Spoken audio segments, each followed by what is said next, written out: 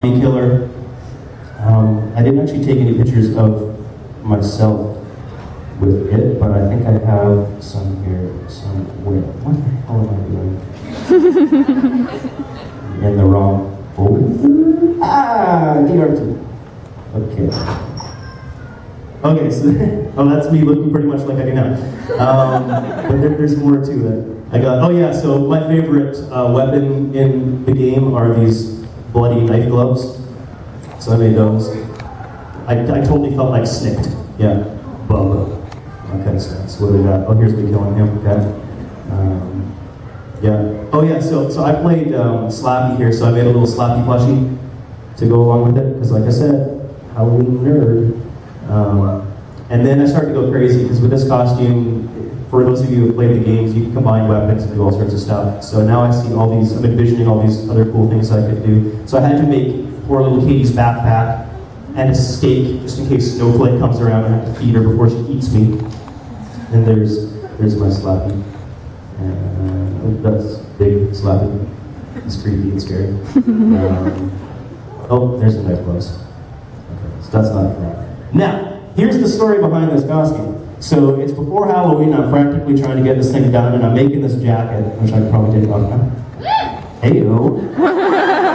Oh, I should have brought some music for that.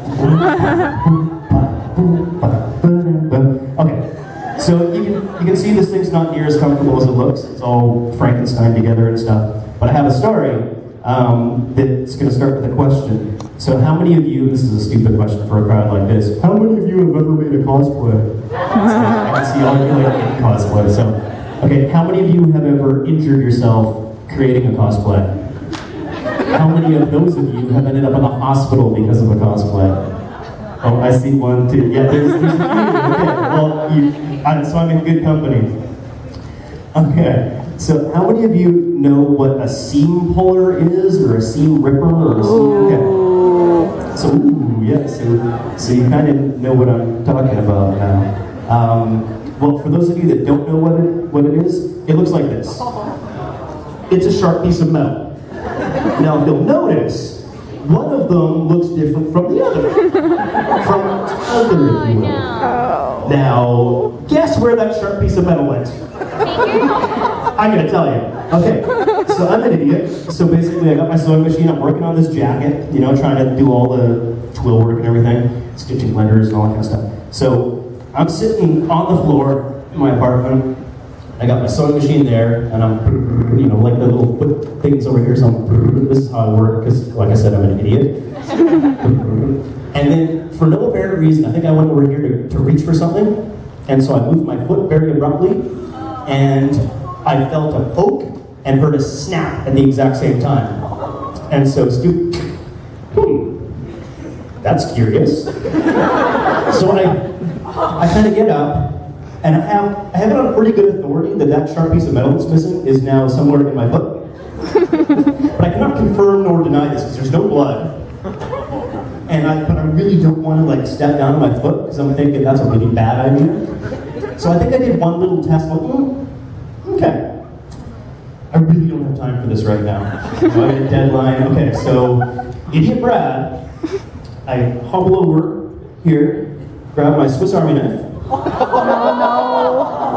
wander into the bathroom. I still have a little locker mirror from high school. Do you guys ever have those? Okay. So I grab one of those. It's kind of scratched out, but that's okay. So now I'm sitting on the end of my tub, got a mirror, and the tweezers from my Swiss Army knife. I'm like, I can take care of this myself. And I can kind of see where I think the entry point is, but like I said, there's no blood or nothing. I went in there like a cork. So I'm like, So I got the tweezers in there, and I'm kind of and I'm waiting to hear that, or feel that metal on metal, and I'm not feeling it, so, this ain't gonna work. Okay, hobble back out in my living room.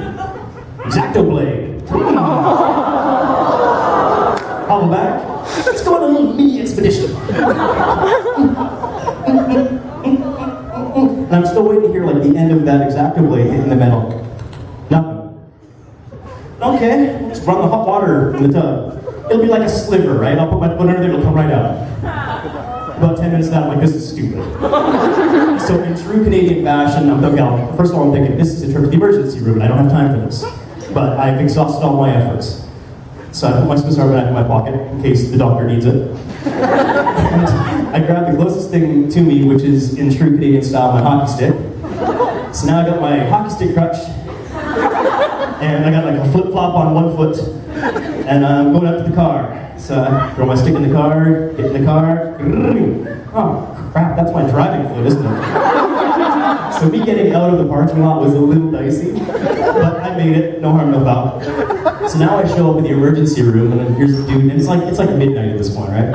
And so there's a dude hobbling into the emergency room with a hockey stick.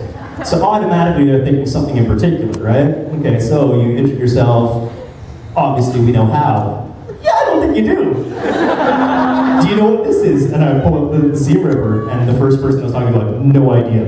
Well, there's a sharp piece of metal that's missing from it, which I'm pretty sure I have it under reasonably good authority. It's in the back of my foot. So, but then of course I have to talk to like 3 or 4 more people. And so I'm explaining the story over and over again. By the time I got to the last guy, and it was a dude, he's like, oh yeah, it's a sea polar. I sew better than my wife. I'm like, awesome. Can you get it out of my foot, please? So I go and get my x-rays, and the x-ray technician's behind the guy goes, oh yeah, it's in there. Awesome, it's been confirmed. So then I get my tetanus shot, which is great. And then eventually I get to see the doctor, and he comes in, and I haven't seen him yet, right? The first thing he does when he comes in, he goes, looks like I'm going fishing. Thanks, Doc. That's exactly what I wanted to hear. So, do you guys want to see the x-ray? Yes. It's not bloody, but if you're squeamish, look away. I don't know, it's just an x-ray, it should be fine. But, so there's the bottom of my foot. And this is not supposed to be there, is it? Yeah. So doctor goes fishing, now there's blood. Because doctor had to start digging to get in there, right? And he gets it out, and all is well, and his right before he leaves, the last thing he says to me is, Brad, I said, yes, Doc, don't step on sharp things. I couldn't really say anything. It's good advice. I'll pass that along, don't step on sharp things. I didn't want to get in the whole, well, I didn't technically step on it. I was sitting on it. Forget it. Thank you, doctor. And, yeah. So, yeah. That's a good story, right? It's funny because it didn't happen to you. We're doing pretty good. Okay.